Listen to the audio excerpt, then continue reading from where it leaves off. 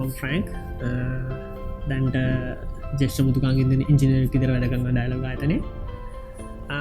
මගේ පොඩිකාලින්ද මති බාසාත් තමයි මුදුකාංග ඉංජිනර් කෙනෙ කැනෙ කෝමද ඩිවලපමට සොෆ්ටය ඩිවලම්මට වෙන්නේ එදස පොඩිකාලේ දැක්ක ආසාවල් එක්ක මට අවශ්‍ය වුණා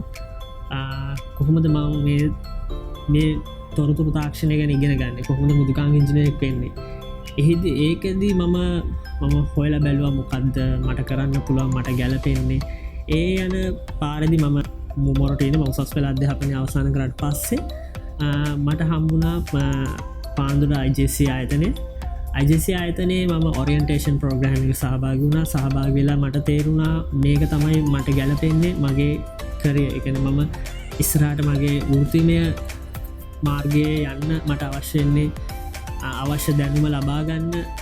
මට හම්බෙන්න මෙතන කියල මට තේරුණා ඇස මම මහිතන දාසේ ජොයින්නලා සතියත් දෙකක් යද්දි මට තේරුණා මම තෝරගත්ත තීරණය හරි කියලා මොකද පලවෙනි දවස ඉඳම්ම මට කොහොමද සොෆ්ට ඇජිනේ සොෆ්ට ඇජිනියරල් අපි පලෝ කරන්න කන්සෙප්ස් මොනවාද කොහොද මුදුකාංග ඉංජිනේරුවෙක් වැඩ කරන්න ඕනේ ටෙක්නිකල් එක විවිදේරයස්ල ටෙක්නිකල් ඒරියස් ටච් කර ජාවා ෆ්‍රන්ටන් ඩිවලපින් මොබයිල් ඩිවලපින් හැමේරම් ටච්කද අවුරුදු එකමාරකට ඉතර පස්සේ මම මෙහෙන් අවුට් එද්දි මම කේපබල් ඕනම මුදුකාංගින්තු ආයතනයකින් තිර ඉන්ටරකට සාර්ථකව මුහුණ දෙන්න ඉතින් ඒ ගමනෙදී අද මම ඉන්න හොඳ තැනක ඉන්නගල ම විශ්වාස කරනවා ඉතිං මං හිතනවා ඕගොලොත්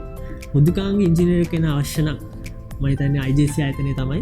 ගොලන්ගේ හොඳම තෝරාගෙන